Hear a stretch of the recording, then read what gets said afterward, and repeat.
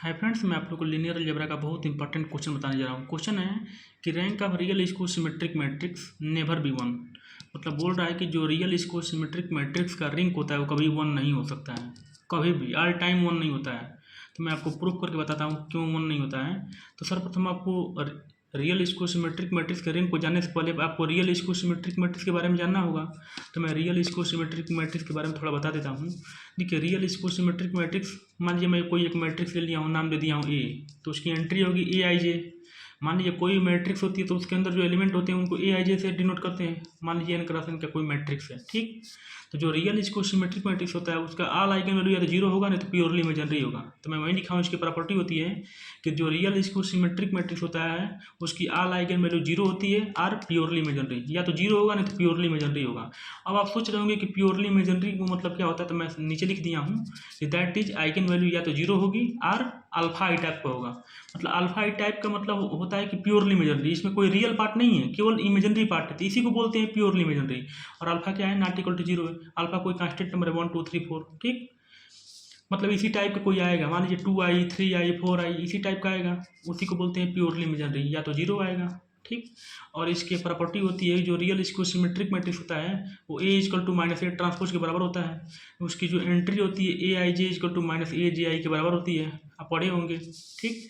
जो इसका रैंक होता है वो क्या होता है, number of non zero eigen value. मतलब हम इस रियल स्क्वायर सिमेट्रिक मैट्रिक्स का रैंक अगर निकालना चाहें तो कैसे निकालते हैं, rank of A equal to number of non zero eigen value, ठीक ना। उसके बाद से मैं आपको एक्सप्लेन करके बताता हूँ कि इसका रैंक वन क्यों नहीं होता है। तो मैं इसको एक्सप्लेन किया हूँ। देखिए, तो मैं फर्स्ट केस लिया हूँ। देखिए, सर्वप्रथम आपको आइगन वैल्यू देखना होगा। देखिए, रियल स्क्वायर सिमेट्रिक मैट्रिक्स जो होता है उसका ऑल आइगन वैल्यू या तो जीरो होगा, ये नहीं कि कोई जीरो हो गया कोई टू हो जाएगा, नहीं। या तो उसका पूरा का पूरा आइगन वैल्यू जीरो होगा, नहीं तो पूरा इमेजिनरी होगा, या तो दोनों हो सकता है, जीरो हो प्योरली इमेजिनरी भी हो, ठीक। तो मैं एक पहला केस लेके चलता हूँ कि if all eigen value zero. देखिए कि मतलब रियल स्क्वायर सिमेट्रिक मैट्रिक्स की प्रॉपर्टी होती है या तो उसका पूरा का पूरा आइगन वैल्यू जीरो होगा, नहीं तो पूरा का पूरा प्योरली इमेजिनरी होगा, या दोनों होगा, जीरो या प्योरली इमेजिनरी, ठीक। तो मैं फर्स्ट केस लेके चलता हूँ कि ऑल आइगन वैल्यू जीरो, ठीक। दैट इज आइगन वैल्यू मतलब ई डॉट भी का मतलब होता है आइगन वैल्यू। मतलब मान लीजिए कि पूरा का पूरा आइगन वैल्यू जीरो है तो जीरो जीरो जीरो।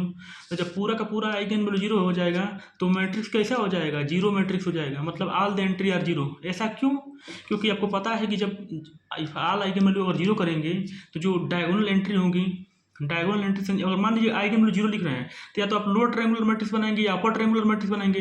और जब लोअर ट्रायंगुलर बनाएंगे तो जो नीचे वाली एंट्री जीरो होगी तो आपको ऊपर वाला जीरो करना ही पड़ेगा इस प्रॉपर्टी से, क्योंकि ए आई जे बराबर माइनस ए जे आई होता है।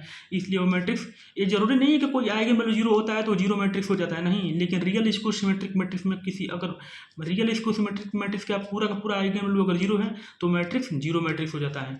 और जब आपको पता है कि कोई मैट्रिक्स अगर जीरो मैट्रिक्स है तो उसका रैंक क्या होता है, जीरो होता है, ठीक। तो रैंक जीरो आ गया, तो रैंक वन यहाँ फेल हो गया, ठीक। अब मैं केस टू लेके चलता हूँ। If all eigen value are purely imaginary. पहला केस क्या लेके चला था, if all eigen value zero. दूसरा केस क्या लेके चल रहा हूँ, if all eigen value are purely imaginary. तो यहाँ से देख लीजिए, जीरो केस ले लिया, अब प्योरली इमेजिनरी केस ले रहा हूँ।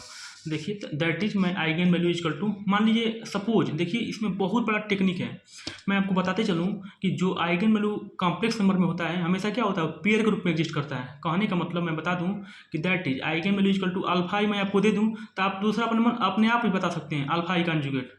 क्यों, क्योंकि जो आइगन वैल्यू कॉम्प्लेक्स नंबर का होता है हमेशा पेयर एग्जिस्ट करता है। मतलब मैं आपको बोलूँ टू आई, मैं टू आई आपको आइगन वैल्यू दे दूँ तो आप अपने आप बता सकते हैं माइनस टू आई दूसरा आइगन वैल्यू होगा। ऐसा क्यों, क्योंकि आइगन वैल्यू पेयर के रूप में एग्जिस्ट करता है, वो भी कॉम्प्लेक्स नंबर। तो मान लीजिए जब प्योरली इमेजिनरी है तो मतलब कॉम्प्लेक्स नंबर ना है, तो आइगन वैल्यू अगर अल्फा आई मैं आपको दे देता हूँ तो अल्फा आई कॉन्जुगेट अपने आप ही बोल सकते हैं। ये नहीं कि अल्फा आई कॉन्जुगेट आपको दिया है, मैं केवल अल्फा आई आपको दूंगा तो आप बोल देंगे अल्फा आई कॉन्जुगेट ये भी एग्जिस्ट करेगा। मान लीजिए दूसरा मैं बीटा आई दे दूं तो बीटा आई कॉन्जुगेट आप बोल देंगे। मतलब अब आपको पता है कि रैंक क्या होता है, rank of A equal to number of non zero eigen value. और आपको पता है कि जो प्योरली इमेजिनरी होता है अल्फा बीटा सब क्या होते हैं, नॉन जीरो होते हैं। तो मतलब ये कभी जीरो नहीं होगा, सबके सब नॉन ही जीरो है ना। तो रैंक कम से कम कितना हो सकता है, मान लीजिए कि बीटा आई मैं ना दूँ, केवल एक आइगन वैल्यू आपको प्योरली इमेजिनरी दूँ तो दूसरा आप अपने आप बता सकते हैं। तो कम से कम आइगन वैल्यू दो तो होगा ही होगा, एक अल्फा आई कॉन्जुगेट। तो कम से कम उसका रैंक टू होगा, नहीं तो टू से बड़ा ही होगा, उससे छोटा तो नहीं होगा।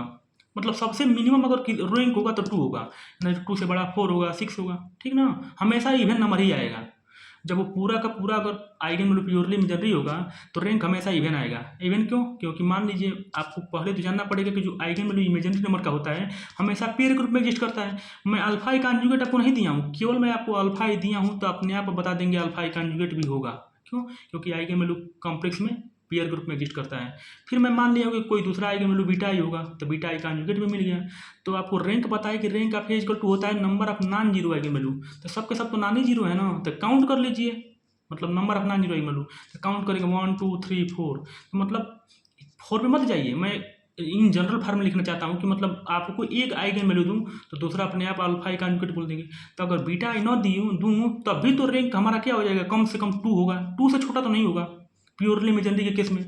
अगर इतना लेंगे तो 4 हो जाएगा, और बढ़ाएंगे तो 6 हो जाएगा। मतलब रैंक हमेशा 2 होगा, 4 होगा, 6 होगा, 8 होगा, 10 होगा, मतलब इवन ही आएगा। कब? जब प्योरली इमेजिनरी केस में। ठीक, तो यहाँ भी रैंक 1 फेल हो गया क्योंकि रैंक 1 कभी नहीं आ रहा है, हमेशा 2 होगा, 2 या 2 से बड़ा होगा। तो यहाँ भी रैंक 1 नहीं आया है। अब केस 3, तीन ही केस में बन सकता है। एक तो पूरा का पूरा जीरो हो आइगन वैल्यू, एक हो सकता है कि पूरा का पूरा प्योरली इमेजिनरी हो, और तीसरा केस क्या बन सकता है, या तो उसमें जीरो भी हो और प्योरली इमेजिनरी, दोनों को दोनों एग्जिस्ट करते हो। यहाँ से पढ़िए कि लिखा है कि ऑल आइगन वैल्यू जीरो और प्योरली इमेजिनरी। तो मैं फर्स्ट केस लेके चला हूँ if all eigen value zero. ठीक, दूसरा केस लेके चला हूँ कि ऑल आइगन वैल्यू और प्योरली इमेजिनरी। एक और केस तो बन सकता है कि जीरो और प्योरली इमेजिनरी दोनों को दोनों एग्जिस्ट करें। तो ठीक, मैं ले लेता हूँ कि case 3 if eigen value have zero and purely imaginary both exist.